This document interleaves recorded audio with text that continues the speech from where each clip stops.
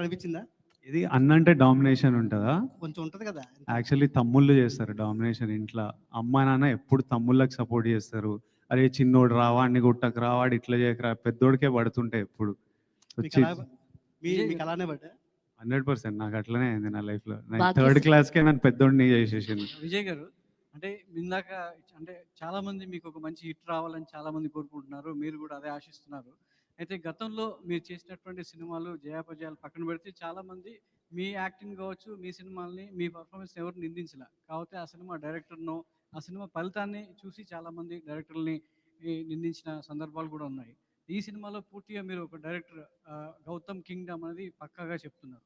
So అంటే ఈ performance మీ దగ్గర నుంచి తీసుకున్న డైరెక్టర్ ఒక మీకు హిట్ ఇవ్వడానికి ఎంత కృషి చేశాడో మీ ట్రైలర్లు ఇవన్నీ కనబడుతుంది. సో ఆ గతంలో డైరెక్టర్లు నిందించినటువంటి ఆడియన్స్ ఈ సినిమా విషయంలో ఈ డైరెక్టర్ని ఎంత మెచ్చుకుంటారు? ప్రతి సినిమా డైరెక్టర్ నుంచే వస్తుందండి. మనమంతా పార్ట్ ప్లే చేస్తాం. కథ అయిన తర్వాత మన దగ్గర వస్తారు. కథ చేసే జర్నీలో కొంచెం ఉంటాం, ఆ తర్వాత సెట్లలో ఉంటాం. ఐడియా వచ్చినప్పటి నుంచి రేపు రిలీజ్ అయ్యేంత వరకు డైరెక్టర్ ఒక్కడే. అందరు ఎడిటర్లు మధ్యలో వచ్చి పోతారు, మ్యూజిక్ డైరెక్టర్లు మ్యూజిక్ టైంకి వస్తారు, సినిమాటోగ్రఫర్ షూటింగ్ టైంకి వచ్చి వెళ్ళిపోతారు. సో మనం అంతా ఒక పార్టే ప్లే చేస్తాం. సో ఏ సినిమాకి క్రెడిట్ వచ్చినా, అర్జున్ రెడ్డికి క్రెడిట్ వస్తే అది సందీప్ వంగాది, గీతా గోవిందంకి క్రెడిట్ వస్తే అది బుజ్జి గారిది, కింగ్డమ్కి క్రెడిట్ వస్తే 100% గౌతమ్ది. But it's not just Gautam Tinnuri's Kingdom. He is the కర్త, he is the captain of the ship. కానీ without Anirudh, without Naveen Nooli, without Girish Gangadharan and Jomon, వీళ్ళందరూ, మా ప్రొడక్షన్ డిజైనర్ అవినాష్, లైక్ వీళ్ళందరూ కింగ్డమ్ ఇది. వీళ్ళంతా ఎంతో కాంట్రిబ్యూట్ చేస్తే ఈరోజు ఈ ప్రేమ మనమందరం చూస్తున్నాం. ఈ మేకోవర్ గురించి చెప్పండి. అంటే మీరు డిఫరెంట్ లుక్లో కనబడుతున్నారు. సో ఒక కానిస్టేబుల్గా, ఒక అండర్ కవర్ కాఫ్గా, సో గుండు చేయించుకున్న ఒక గెటప్లో. సో దానికోసం ఎలా కష్టపడ్డారు? శ్రీలంక సో బ్యాక్డ్రాప్లో దానికోసం ఎంత శ్రమించాల్సి వచ్చింది?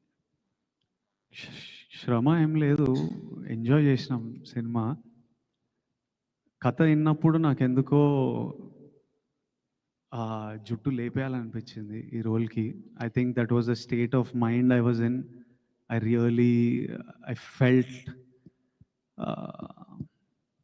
I felt it strongly. So గౌతమ్ని అడిగా, గౌతమ్ ఐ షూర్ అన్నాడు. కొన్ని ఫోటోలు పంపించిన, okay Vijay if you're sure చేద్దాము, ఐ ఆల్సో లైక్ ఇట్ అన్నాడు. ఒకరోజు first this a different look, ఒక పోలీస్ ఆఫీసర్ లుక్ ఉంటుంది, అదంతా ఫినిష్ చేసి తర్వాత చిన్న టైం వాడి ట్రైనింగ్, ఈ పీరియడ్, ఒక బియర్డ్ గ్రోత్ ఉంటుంది. ఆ తర్వాత అండర్ కవర్ వెళ్ళినప్పుడు ఈ లుక్. సో ఒక రోజు కూర్చొని ఆ పోర్షన్ అంతా ఫినిష్ చేసుకొని ఇంకా కొట్టించేసినాం. సో ఇందులో ఇంకో లేయర్ కూడా కనబడుతుంది. ఆ లేయర్ ఎంతవరకు థియేటర్కి వెళ్ళిన ఆడియన్స్ని మెప్పించగలదు? ఆ లేయర్ సినిమాకి ఎంత బలంగా ఉంటుంది?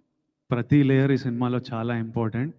మీరు చూడని ఎన్నో లేయర్లు మీరు థియేటర్లో దిగిన 2 నిమిషాలకు ఓపెన్ అవుతుంది. అండ్ మీరు ఇమ్మీడియట్లీ కింగ్డమ్ అనే వరల్డ్లోకి వెళ్ళిపోతారు.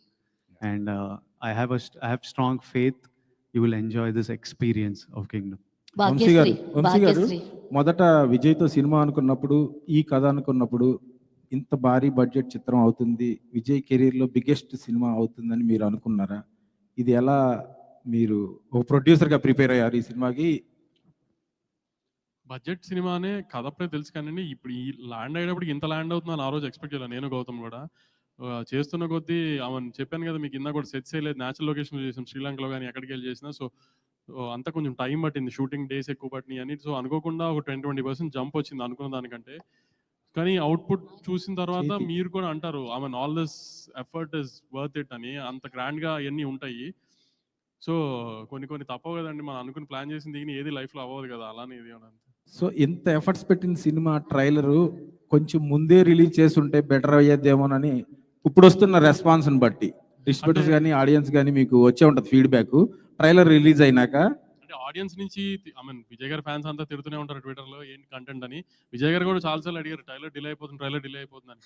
అంటే 24 సార్ సినిమా రిలీజ్ ఉంది కదా, కళ్యాణ్ గారి సినిమా రిలీజ్ ఉంది, దాన్ని డిస్టర్బ్ చేయకూడదు అనుకున్నాం తర్వాత అప్పుడు ఎవరో. సో అది అయిపోయే రిలీజ్ అయిపోయిన తర్వాత ప్లాన్ చేసుకున్నాం. అందుకే ఆ నెక్స్ట్ నుంచి ప్రమోషన్, ఆ రిలీజ్ ముందు కళ్యాణ్ గారి ఈవెంట్, సినిమా రిలీజ్ ముందు వాళ్ళ కంటెంట్ తప్పితే ఇంకేది ఉండకూడదు అన్నట్టు ఉద్దేశంతో దానికి స్పేస్ ఇచ్చేసి దాని తర్వాత ప్రమోషన్ స్టార్ట్ చేసాం. అందుకని కొంచెం డిలే అయింది అన్ని.